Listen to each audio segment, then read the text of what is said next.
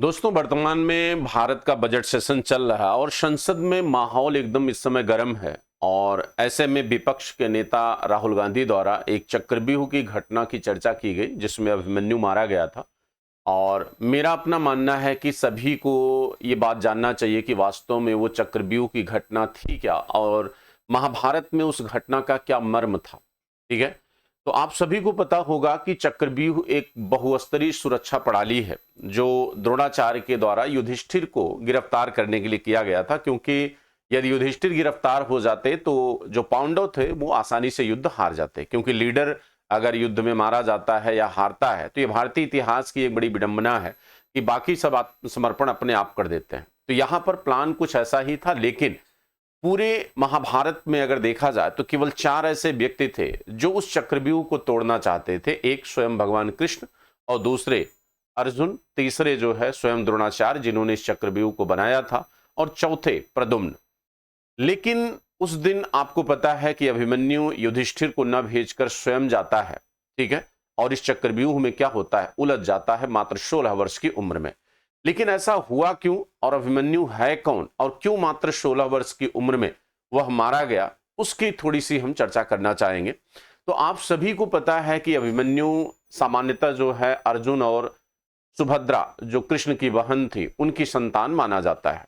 लेकिन एक कथानक महाभारत में और भी है कि जब भगवान कृष्ण ने अवतार लिया, और अवतार उन्होंने इसलिए लिया था क्योंकि धर्म और अधर्म का निर्णय करना था, और उनके अवतार लेने से बाकी देवताओं के जो पार्टिसिपेशन थे इस युद्ध में वो उनके अंश के माध्यम से होने थे। और आपने देखा होगा कि इस महाभारत में बहुत सारे ऐसे योद्धा रहे, कर्ण, अर्जुन, भीम, कोई वायुपुत्र है तो कोई इंद्रपुत्र है तो कोई सूर्यपुत्र है। तमाम ऐसे लोगों को या ऐसे योद्धाओं को आप देखते हैं जो किसी न किसी ईश्वर के अंश माने गए।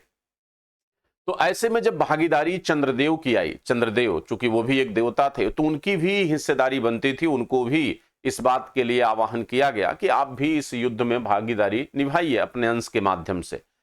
लेकिन अभिमन्यु के संदर्भ में कहा जाता है कि अभिमन्यु चंद्रदेव के पुत्र थे, और चंद्रदेव बेहद पुत्रमोही थे। वो नहीं चाहते थे कि उनका पुत्र जो है वो एक लंबे समय तक उनसे दूर रहे।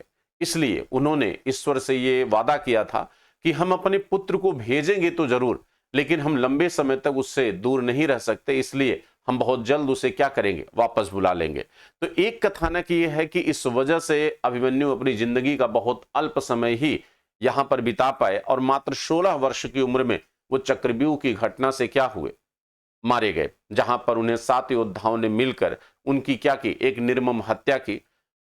लेकिन ऐसे में अगर देखा जाए तो अभिमन्यु क्या चक्रव्यूह की उस घटना से निकलना जानता था? जी नहीं। कहा जाता है कि अभिमन्यु के पिता यानी अर्जुन ही इस घटना के विषय में जानते थे कि चक्रव्यूह में कैसे एंट्री किया जाता है और कैसे उससे बाहर निकला जाता है। लेकिन ये बात जब चक्रव्यूह की घटना का चर्चा वो अपनी पत्नी सुभद्रा से कर रहे थे जिस समय अभिमन्यु गर्भ में थे, तो माना जाता है कि जब वो एंट्री करने का यानी चक्रव्यूह में प्रवेश करने की घटनाओं की चर्चा कर रहे थे, ठीक है, उस समय तक तो सुभद्रा क्या थी, जग रही थी और उनकी बातों को बड़े गौर से ध्यान से सुन रही थी। लेकिन जब उन्होंने चक्रव्यूह से निकलने की घटना की चर्चा करना शुरू किया तो उस समय उनकी माने सुभद्रा को नींद आ जाती है, जिसकी वजह से पेट में पल रहा अभिमन्यु उस ज्ञान को प्राप्त नहीं कर पाता।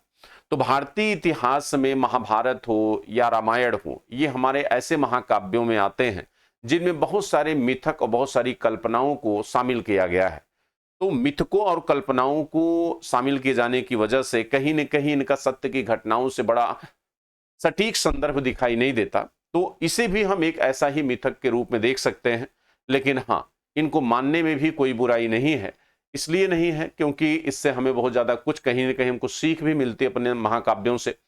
ये घटना युद्ध के 13वें दिन की है, और आपको पता है कि युद्ध पूरा जो ओवरऑल युद्ध चला वो 18 दिन तक चला।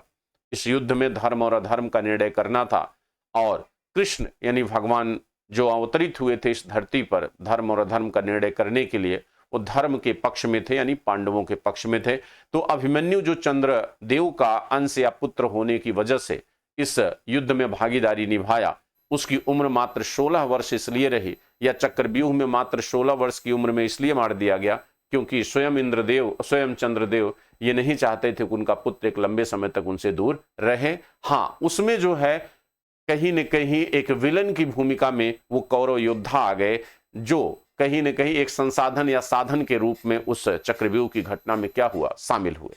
तो ये रही आज के इस महाभारत युद्ध की चर्चा, जो राहुल गांधी के वक्तव्य की वजह से बजट सेशन के दौरान काफी चर्चा में रहा, जिसमें उन्होंने कौरव के नाम पर विपक्ष को घेरने की जो क्या की कोशिश की। Thank you.